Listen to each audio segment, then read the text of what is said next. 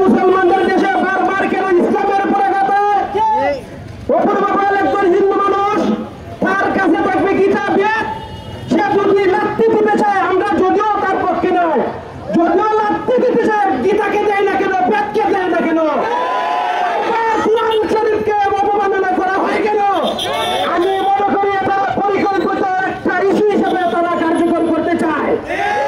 এই জন্য আমরা মুসলমান তৌহিদি জনতার পক্ষ থেকে দাবি জানাচ্ছি, অপর বাবাকে প্রকাশ্য ফাঁসি দিয়ে মুসলমানদের অন্তরকে সন্তুষ্ট করুন, নতুবা এই আন্দোলন আরো ব্যাপকভাবে আন্দোলন গড়ে তোলা হবে।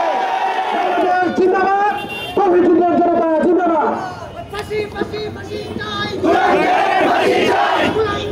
সংগ্রামে উপস্থিতি, এই পর্যায়ে সংক্ষিপ্ত বক্তব্য নিয়ে আসছেন দিরাই উপজেলা মজলিস নেতা মাওলানা মুস্তাফিজুর রহমান রাজু।